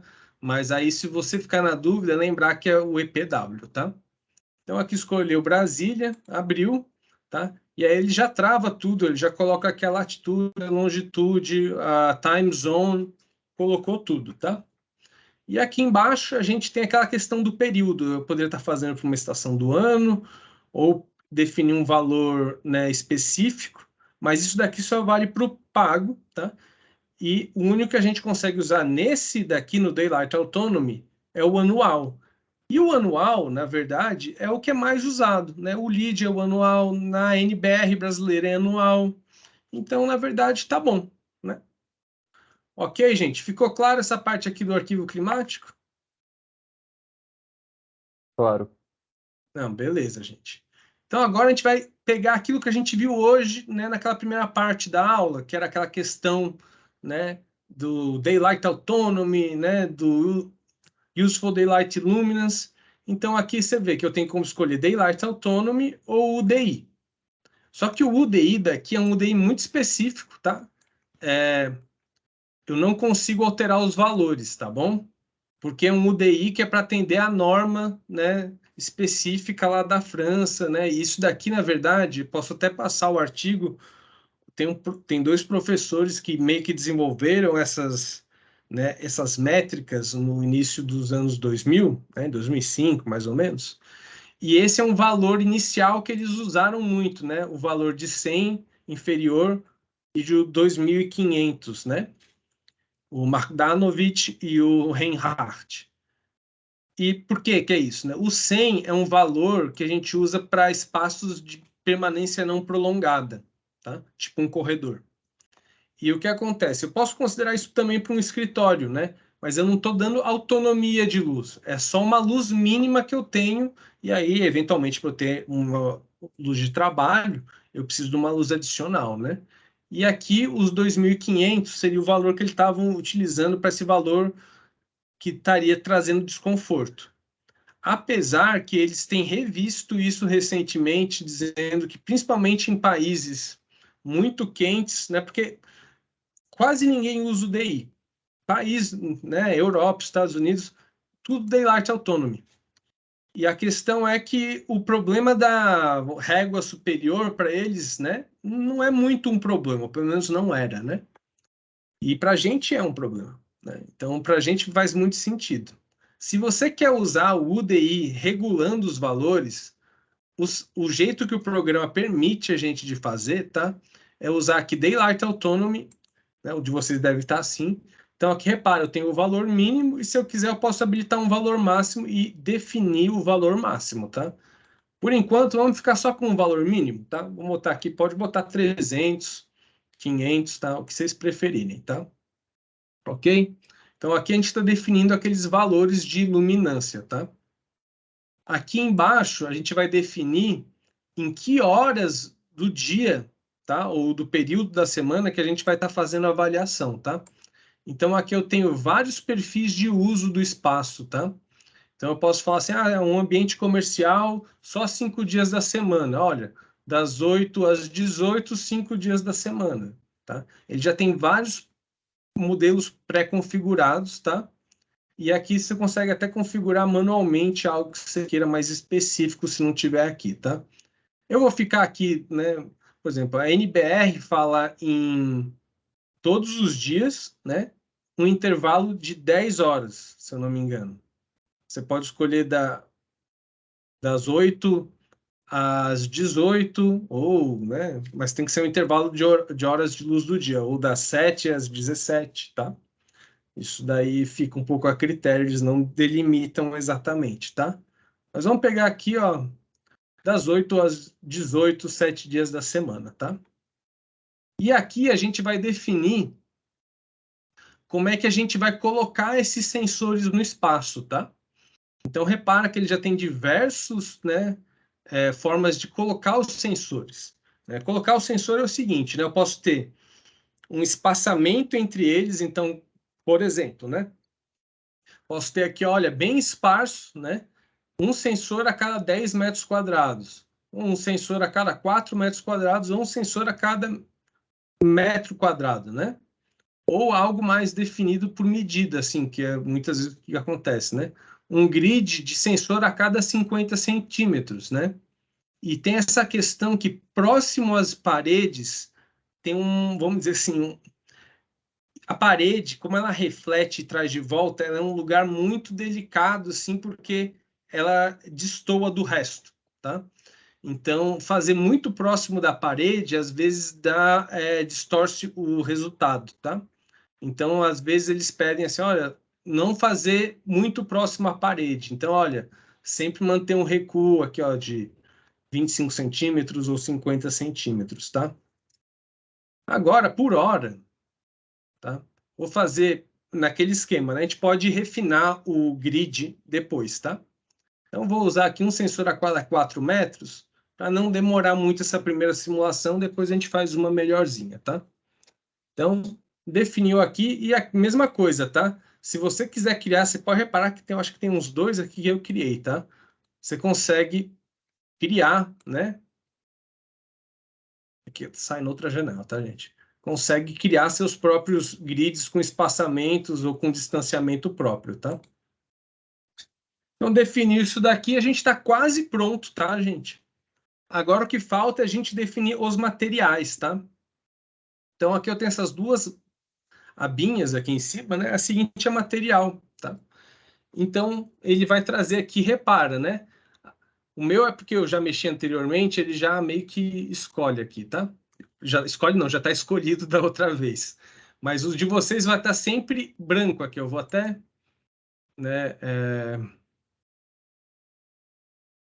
tirar tudo aqui para a gente ver. Né? Vai vir assim. Todos os layers que eu tenho aqui, tirando esse layer aqui que é da superfície, né? Eles vão estar aqui e aqui eu vou ter que definir os materiais para eles, tá? E o legal que eu acho, né, que é uma vantagem muitas vezes, tá? Ele vem com uma biblioteca bastante extensa até já, tá? Então até que você vê para o lead, ele já traz os materiais como é que tem que ser para o lead, tá? Então, já traz alguns materiais, então, por exemplo, biblioteca do próprio Radiance de materiais, repara que ele já tem muitos materiais aqui colocados, tá?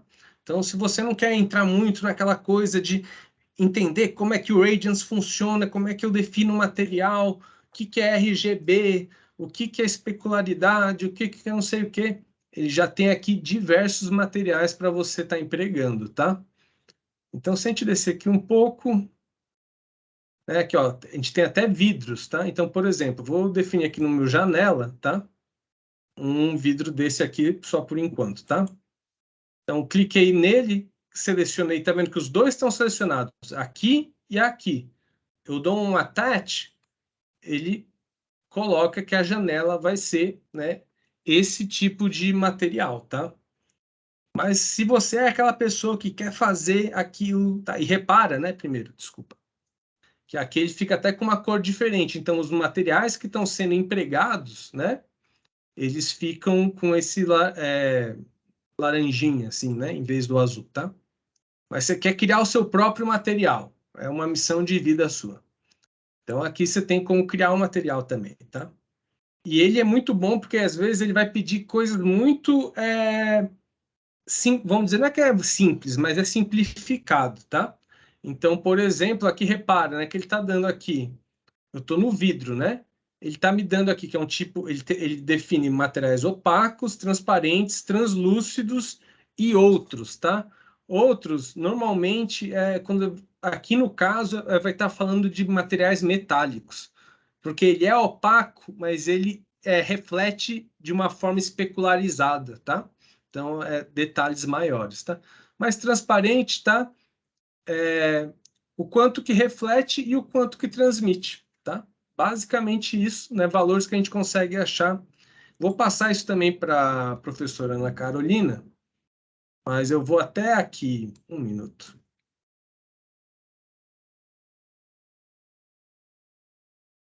Muita gente falando, só um minuto aqui, ó, pronto.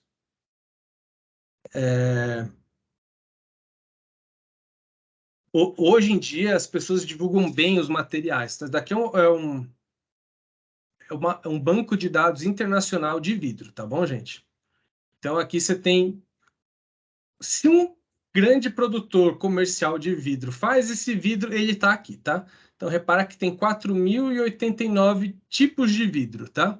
Se você colocar aqui, então aqui os fabricantes. Então, alguns, né, vários deles tem no Brasil, até a Guardian, que é bem famosa de vidros especiais, tal, não sei o quê. Se você não quer usar aquele vidro, né, o simples, né, com transmissão de 8.2, de 82% tal, você consegue, né, delimitar um tipo de vidro específico. E aqui, se você olhar isso daqui, é a transmissão, vamos dizer, a transmissão da luz visível, e aqui é o fator solar, tá? Então, ele está aqui no gráfico, se você parar, ele aqui dá vários, né, valores, né? E aí você pode dar uma filtrada, né? Eu quero um que tenha menor transmissão solar e maior transmissão luminosa. Acho que vai sobrar nada. Ó, sobrou aqui um pouco. Então, aqui você vai ver os vídeos que estão dentro desse intervalo, tá? E a outra coisa, né, que eu acho que vale a pena bastante é esse banco de dados aqui, que o pessoal que faz um outro programa que chama Climate Studio, tá? É um programa pago, é muito bom. Eu nunca usei, mas todo mundo fala muito bem, tá? É um programa, né? E eles têm esse banco de dados aqui para materiais por Radiance, tá? Então aqui você vê que ele tem, teto, né? Madeira de parede, porta, né? pintura exterior, exterior de edifício, piso interior, e você consegue até filtrar por cor. Fala, não, olha, o meu material mais marrom, mais madeira, não sei, dá um update aqui, ele vai filtrar por essas cores, tá? E aí você vai vir aqui, ó, por exemplo, ó, é uma porta, vamos supor, né? Aqui, ó, round bedroom door. Você clica nele, ele vai trazer para essa página. Isso daqui é um render dele, tá? Aqui tem todas as propriedades, tá? Aquilo que a gente está falando, olha, reflexão no RGB, é red, green and blue, né? Nos 3 espectros de cor, né? A especularidade e o roughness, né?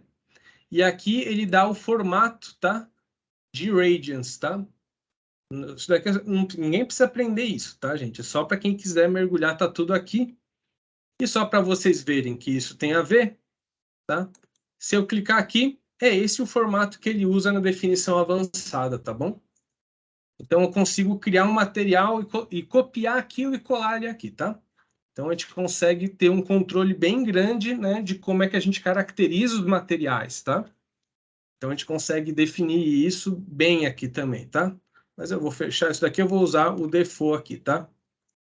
Então, basicamente, a gente acabou, gente, aqui nessa parte, vamos dizer, da simulação, tá? A gente vai simular agora. Antes, eu só queria mostrar que a gente tem como configurar a paleta, tá? E eu não vou configurar ela agora, vou deixar o default, depois eu mostro como a gente pode fazer, por que que isso é importante fazer, tá? Mas é bom até que a gente faça isso primeiro, tá? Então, para a gente simular agora, tem que apertar aqui em Render, tá? A primeira vez, eu não sei explicar por quê, mas a primeira vez que você vai rodar a simulação, você tem que selecionar essa superfície, tá? E você vê que ela está agrupada. Então, você tem que dar 2 cliques e selecionar ela. Repara aqui que está até os pontinhos azuis, né? Meio amarelo aqui, tá? Então, selecionar essa superfície, senão ele não vai rodar, ele vai dar um aviso, olha, não tem superfície selecionada. Tá? Mas aí, se você selecionou a superfície, vai rodar. Então, aqui ele vai me dar um aviso, porque se vocês lembrarem, eu só coloquei o vidro material. Os outros eu deixei vazio. E aí ele estava falando, olha, tem alguns layers que estão sem material. Né? A gente vai usar um valor default opaco com 40% de reflexão. Né? E que seria algo, uma cor intermediária, assim, tá? E aí isso pode influenciar o resultado, tá? Mas eu vou dizer que sim, para a gente seguir, tá? E aqui ele vai abrir uma caixinha aqui no canto, tá? Que vai falar, ó, tá simulando para uma superfície, é uma superfície que a gente tem. E aqui vai aparecer, olha, vai demorar 1 minuto e 40 segundos. E aqui é a hora que vai acabar a sua simulação. Pelo menos o valor estimado. Agora tá simples, mas se às vezes você tem um modelo muito grande ou se o seu nível de detalhe é muito alto, eu já fiz simulação de iluminação que demorou 3 horas, né? Eu não sabia que ia demorar tanto, senão eu tinha até mudado. Mas é bom quando dá uma estimativa que você pode se planejar, ou falar, não, tem alguma coisa errada, deixa eu simplificar, sabe? Aí você consegue dar uma, né, adequada, né? Mas é que você vê que é uma simulação rápida, menos de 2 minutos, tá? Ok, gente, falei muito, né? Dúvidas demais? Tá claro? Muito difícil?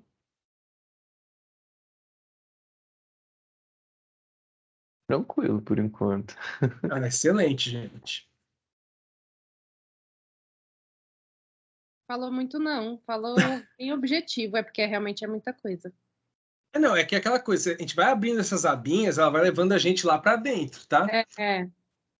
Mas o que eu acho bom desse programa é exatamente isso, assim, sabe esse negócio? Olha, eu não preciso entender tudo, a biblioteca dos materiais já está aqui, Sim. sabe? Isso daqui já é uma mão na roda, porque, nossa, eu vou dizer, até eu descobrir aquele site que eu mostrei para vocês aqui, eu apanhava tanto para caracterizar material.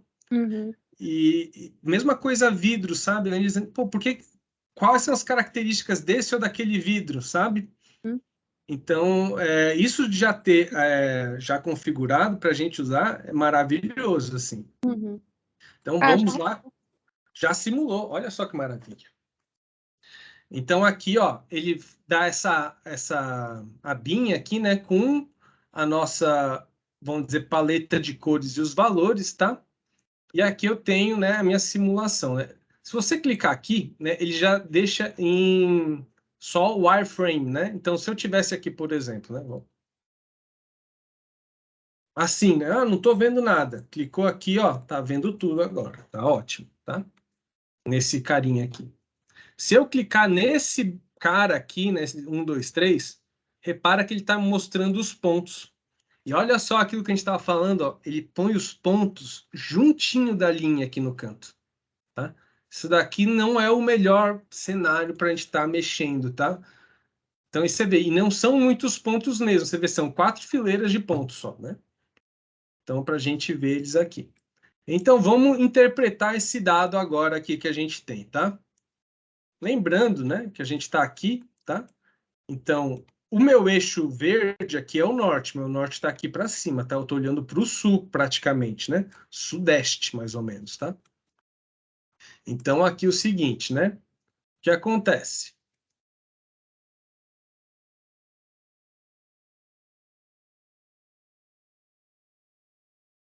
Só porque eu estou na outra janela. Vai ficar ali, então, agora. É que eu estou numa outra tela de computador, que ela é antiga, e às vezes ela dá umas coisas que eu não entendo. Mas o seguinte, né? A gente tem algo bem parecido com aquilo que a gente viu na apresentação, né, no início, né? O azul seria uma porcentagem de tempo baixa, né, que está atendendo aqueles 300 lux que eu coloquei, e o vermelho é uma porcentagem de tempo alta, que tem bastante tempo, né, bastante, né, uma proporção de tempo grande que está atendendo aqueles 300 lux. E faz muito sentido, né? Próximo à janela, eu tenho mais, porque eu só tenho uma janela aqui, né? Então lá no fundo realmente ficaria difícil iluminar com uma janela só, né? Então aqui próximo eu tenho, né, aqui ó, mais de 90% de tempo com mais de 300 lux. Repara que aqui no canto, né, tem um pouco de dificuldade, então aqui ó, 60, 70 e vai mudando até eu chegar aqui num valor, vamos medir, vai.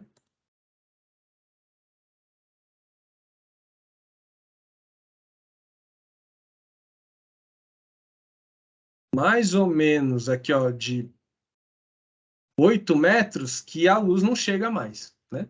Aqui, ó, você vê que depois daqui, ó, o valor tá praticamente zero, né? Então, a gente vê que a gente tem uma situação aqui com... E é uma abertura, assim, com bastante vidro, né? A gente vê que está na altura do plano, quase.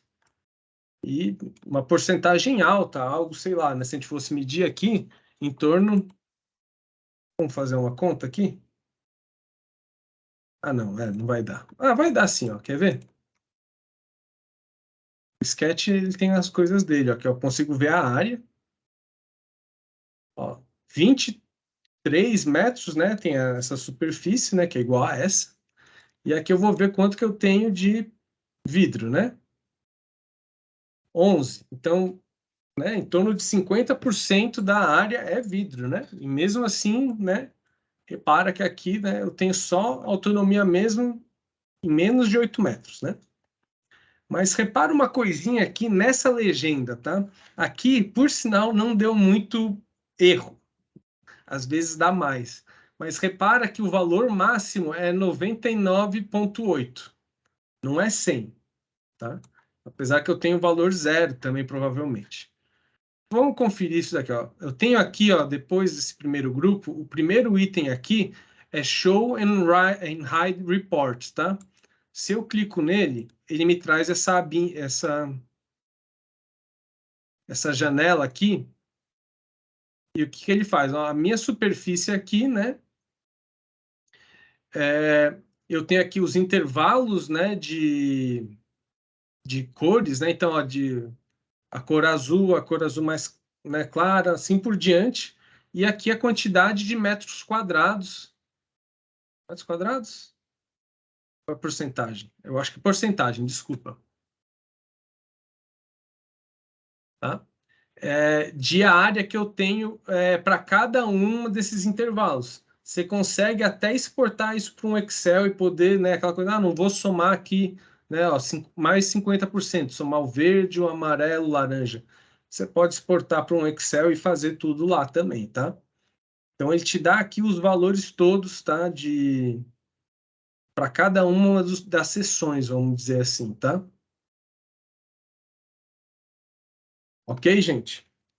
Então, na verdade, a gente tem um cenário agora que a gente poderia estar usando ele como, por exemplo, nosso cenário inicial para comparação, né? Então, a gente poderia estar pegando um print aqui, né? O ideal seria fazer uma vista que você pudesse depois... Oxe, gente. Um instante. Uma vista que a gente pudesse, né? Cadê ele agora? Né, definir uma vista para a gente sempre voltar para aquele mesmo lugar, tá? E tirar um print daqui e, né, contabilizar, exportar aquele valor para o Excel, tá? Mas é aquela coisa, a gente poderia estar vendo aqui uma situação, olha, isso daqui, nesse contexto, desse jeito aqui, não vai ter muito como uma janela aqui na frente resolver, né? Poderia ter uma janela lateral, uma janela superior para mudar, tá? Então, a gente conseguiria estar testando diversas alternativas e avaliando, tá? O que eu vou sugerir agora, 3 coisas para a gente melhorar a forma da gente estar avaliando esse cenário, tá? Então, a gente vai voltar para aquela aba de configuração, tá? Aqui da caixa de diálogo, tá? Que está aqui. A primeira coisa é aquela questão que a gente estava vendo dos pontos muito próximos à parede. Isso daqui não é muito legal, tá? Então, né, a gente já tem aqui, né, alguns, né, valores de que já tem espaçamento, mas você pode criar um. Eu criei um aqui, né, de 1 metro, evitando 50 centímetros de distância, tá? Mas vocês podem, a gente poderia vir aqui e fazer um, tá? Ó, custom grid, tá? Então aqui, ó, eu vou adicionar um grid. Aí eu posso colocar aqui, não, faz um espaçamento de 1,50, mas deixa 50 centímetros, né? Vou dar um nome aqui para ele. Novo grid, tá? Dá um ok, dá um ok. Se eu procurar aqui, tá um novo grid aqui, tá? Então, a gente pode criar um grid específico para a gente, tá? A segunda coisa que eu queria ver é a questão da paleta, né? A gente estava vendo aqui que deu 99,8, mas às vezes poderia acontecer, olha, o mínimo deu 20% e o máximo deu 80%. Aí depois você vai lá e faz uns ajustes, muda, e aí o máximo dá 100 e o mínimo dá 30. E aí você vai ver, pô, o primeiro deu muito mais vermelho que o segundo, o primeiro está melhor. Mas o primeiro, o vermelho, vale, sei lá, 70%, né? Então, para a gente não ficar com paletas de cores, cada hora ela significando um valor, o melhor que a gente tem é forçar que ela tenha um intervalo, né, contínuo, tá? Então, a gente tem algumas formas de fazer isso, né? Ah, não, olha, que é no custom, o de vocês vem certo, estava no automático, tá? Mas é no custom, tá? E a gente coloca aqui cor por cor, tá? Se tivesse no automático, ele vai fazer, vou botar aqui default, né? Ele faz muito mais isso, né? Como eu abri um arquivo que já estava usado, ele já estava no custom e a gente, né, modificou e ele ficou redondinho os valores, ele só está dando o máximo aqui, né? Mas se a gente não coloca ele no custom, tá? E ele vai acabar fazendo automaticamente, pegando o máximo e o mínimo, e aí cada vez que a gente rodar uma simulação, o vermelho vai significar uma coisa e o azul vai significar uma coisa diferente de uma simulação para outra, tá? Então é importante a gente padronizar isso aqui, tá? A gente pode fazer isso, né, mudar até a paleta, às vezes, não, olha, eu quero só ver o que está acima de 50%. Então, olha, eu quero só valores acima de 50 e valores abaixo de 50. Né? Tá passando ou não está passando na norma, tá? Então, dá para ter uma flexibilidade grande aqui, tá? E a última coisa, tinha mais uma coisa que eu falei, eram 3, né? Ah, claro, mais importante de todas. Repara que a gente tem aqui a situação que o vermelho bem próximo à janela. Mas a gente tem uma situação bem plausível, a gente não tem certeza ainda, que a gente está tendo muita iluminação aqui na frente dessa janela. Mas eu não estou avaliando isso, né? Então, a melhor forma é fazer isso pelo UDI, não pelo Daylight Autonomy, né? Então, colocando aqui um valor máximo, tá? Vamos colocar aqui, ó, 1.000. É um valor bastante exigente até, vamos dizer assim, tá?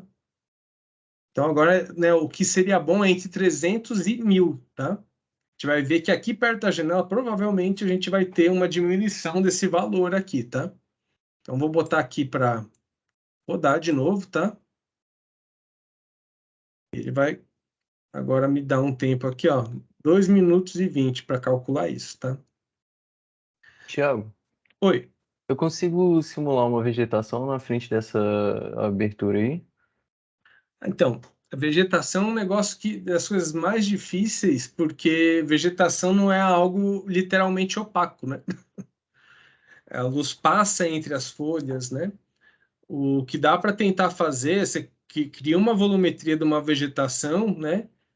E assim, já me perguntaram, eu não sei exatamente a melhor forma, mas provavelmente tem que achar um valor de um elemento que seja translúcido, que permita a passagem de parte dessa luz, tá? Mas eu Entendi. acho que essa seria a forma melhor para estar tentando resolver esse problema, tá? Uhum. Porque a vegetação é isso, né? A folha é opaca, né? Mas não é um negócio muito, né? A não ser que seja uma vegetação muito fechada, né? Porque entre as folhas, entre os galhos, passa a luz, né? Então é melhor definir um valor de referência, né? Talvez, se quiser dar uma procurada, esse cara, que é o cara que desenvolve o Climate Studio, ele tem bastante trabalho em iluminação, que é o Austin Ubedic. Eu pego o nome dele aqui, tá?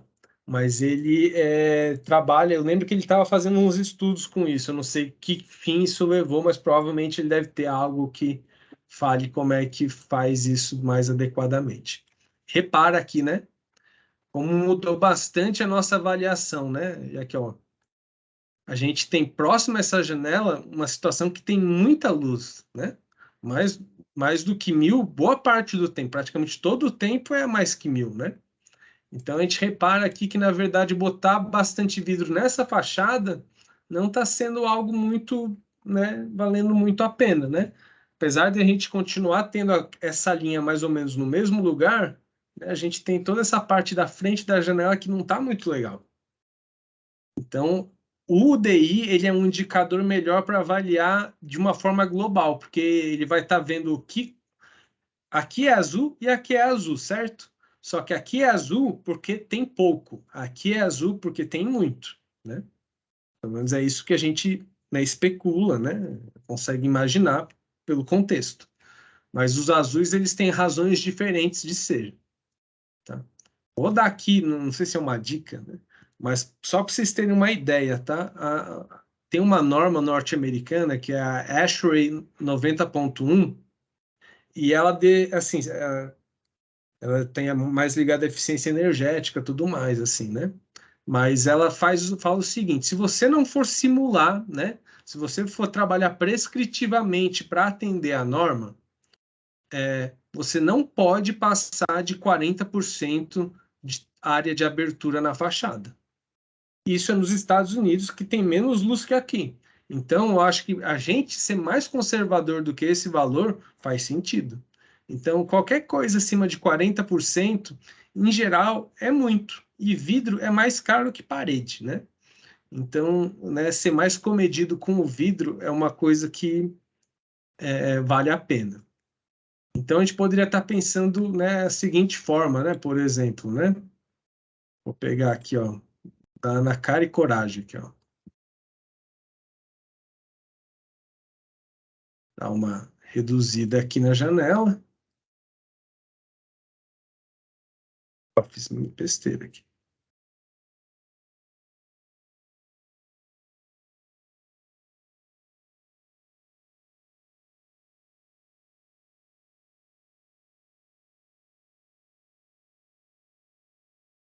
Reduza legal, assim. E vamos colocar um shed nela aqui.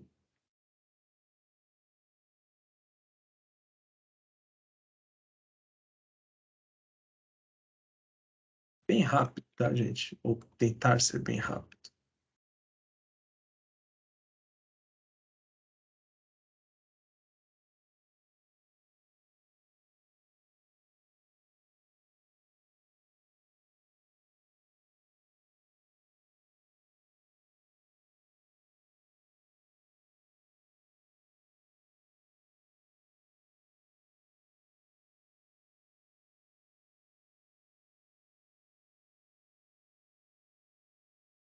Vamos ver aqui no chat se ele vai dar uma melhorada nisso.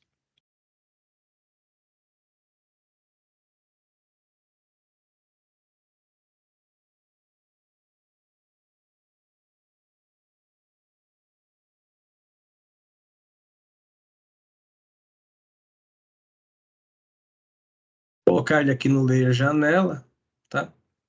Não precisaria, tá? Mas vou só colocar para a gente enfeitar aqui. Tá? Importante ele estar no layer janela, né? Então, a situação dessa aqui, vamos rodar aqui uma outra de novo aqui, né? Com a configuração que já está. O certo seria, né, a gente ter tirado um print do que a gente fez agora, né? Com os valores aqui e rodar, né, novamente para ver isso daqui, tá? E alguma coisa deu errado, pera. Ele está calculando duas, eu vou deixar calcular duas. Vai calcular alguma coisa que não era para calcular.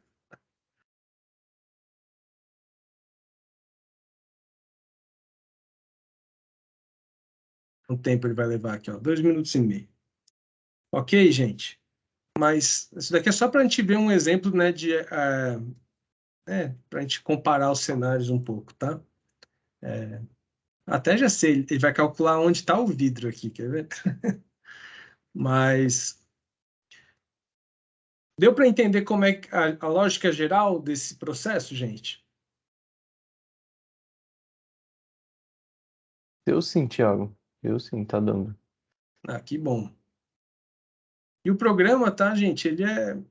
Por ele ser no Sketch, né? Ele acaba que a modelagem você consegue fazer ela bem do mesmo jeito que você trabalha, né? Com as demais coisas que vocês fazem no Sketch, é bem rápido e intuitivo, né? A gente às vezes eu trabalhava com outro programa que é o Design Builder, que é muito bom, né? Tem bibliotecas maravilhosas e tudo mais, mas a parte de modelagem 3D é algo bem duro assim, de fazer, né? E aqui o Sketch ele é bem dinâmico, né? Então você consegue testar muitos cenários até que bem rápido, assim, né? Então, né, para a gente poder avaliar, né? Você vê que a simulação em si não demora muito tempo, né? Demora aqui, 2 minutos cada, né? Mas Aqui, ó. a fidelidade dos dados é a mesma, Thiago? Então, os dois usam o Radiance, tá? Então, muito do que faz a diferença, ô Luca, primeiro, é a densidade do grid, é uma das coisas importantes. A segunda coisa é como a gente caracteriza o modelo, tá? Então, essa coisa assim, olha, eu estou definindo o material bem direitinho, olha, esse material aqui é metálico, então ele tem especularidade alta, tal. Como a gente consegue caracterizar isso é o que faz a diferença maior, tá? Porque, no fundo, os dois programas estão rodando o mesmo programa, tá? Entendi.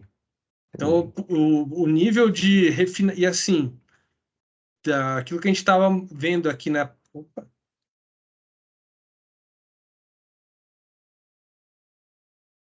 Prendi aqui o cara. Se eu consigo pegar ele aqui embaixo. Peguei. Coisa de ter duas telas, né? Mas aqui, questão dos materiais mesmo. A gente tem um controle muito grande de materiais, porque a gente consegue definir ele até no formato Radiance mesmo, tá? Mesma coisa na parte aqui da definição dos valores ou do grid, né? A gente tem um controle grande, assim. Então, ele permite a gente fazer, né, aqui no Sketch já com bastante fidelidade, tá? Aqui que eu falei, né? Alguma coisa aconteceu que ele considerou isso daqui também para ele calculou aqui no vidro. Mas não sei nem por quê. Não sei nem o que aconteceu, mas tá. Esquece o vidro ali. repara, né? A gente continua aqui com um pedaço do meio que está com alguma dificuldade, né? Mas a gente melhorou bastante, né? Aqui, né? Diminuiu pelo menos a intensidade, né? Da quantidade de luz. Se a gente fosse pensar que isso daqui, né? Esse desenho aqui para baixo está ligado muito mais a essa janela, né?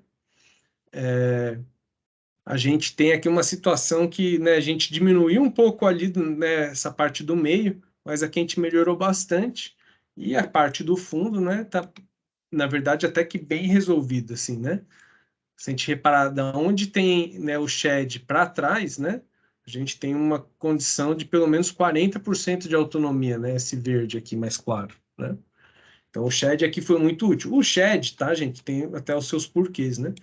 Ele está voltado aqui para o sul, então ele não vai estar pegando muita insolação direta, né? Então ele não vai ter um problema de ofuscamento muito grande aqui, né?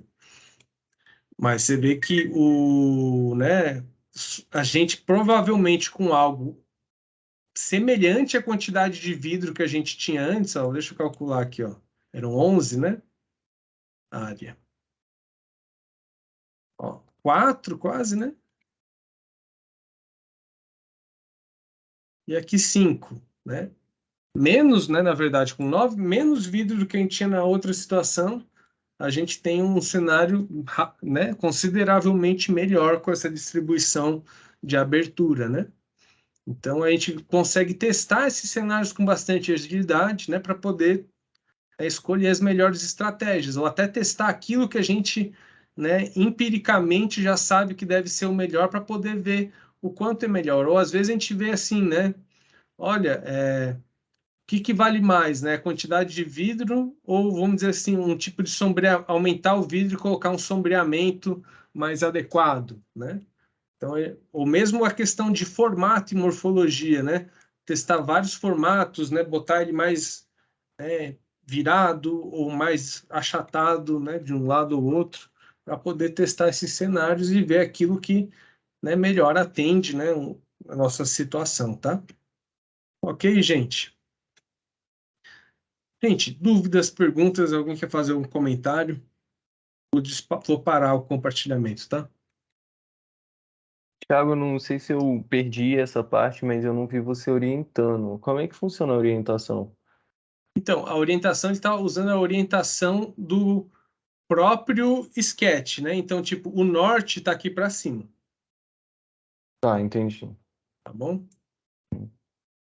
Então, ele usa o norte do sketch, né? Dá para mudar o norte também, né? Não me engano. Tem aqui no... Acho que a gente consegue não só georreferenciar, mas alterar o norte, tá? Mas aí tem que estar logado, né, no negócio do sketch para poder fazer isso. Beleza, obrigado. Não, imagina. E eu tô falando aqui, mexendo no negócio e eu parei de compartilhar. Desculpa.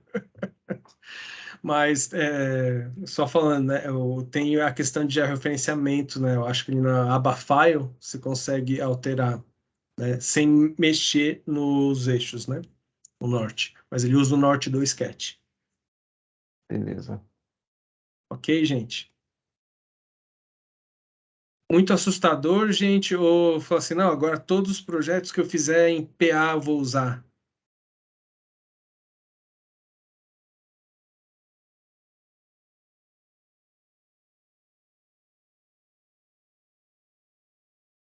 Eu acho que todos os projetos que eu fizer em PA eu vou usar, Thiago. Ah, que bom. Bacana, gente. Tá? Gente. Alguma dúvida a mais? Agradecer aí o Thiago. Ó, o Matheus falou, o plugin é muito mais legal do que eu esperava, confesso. Que bom. Não, vocês vão ver. E assim, só para complementar, né? Daylight Autonomy e Useful Daylight Luminance é só um dos 17 que ele tem. Então, olha, Sky View Factor para urbanismo é super legal, sabe? Tem muita coisa bacana que dá para usar. Aí vocês podem ir explorando. E aí, qualquer coisa, né? A gente vai conversando. Vocês podem perguntar. É isso, gente. Vou finalizar porque deu o nosso horário também aqui da aula, 9 horas. Perfeito. Qualquer outra dúvida, principalmente quando vocês estiverem fazendo, porque esse é o nosso trabalho final, né? Vocês vão pegar aquele... A gente fez um método que é o da Cláudia, só para o Thiago também se inteirar se tiver alguma dúvida. A gente, no primeiro trabalho, usou o diagrama morfológico, e aí a gente analisou um ambiente. Aí agora a gente vai fazer simulação e fazer proposições para esse ambiente. Então, é isso que eles têm que entregar. Então, acho que está bem de acordo com tudo que você trouxe, né? Acredito que eles possam ter acesso à gravação, então vão fazendo junto, não acho que vai ter muita dúvida assim, mas qualquer coisa a gente se fala. Mas é agradecer demais, porque eu acho que você foi muito minucioso, criterioso em tudo que poderia acontecer, e é um privilégio poder ter a sua aula aqui com a gente. Imagina, é um prazer. Tá? E eu encaminho aqueles links que eu apresentei aqui, eu passo para a professora Ana Aí, Carolina e aí ela disponibiliza para vocês também, tá? é isso. Então é Certo. isso, Muito gente. obrigada, Thiago. Boa noite. É isso, gente. Boa noite a todos, tá? Vou parar a gravação aqui.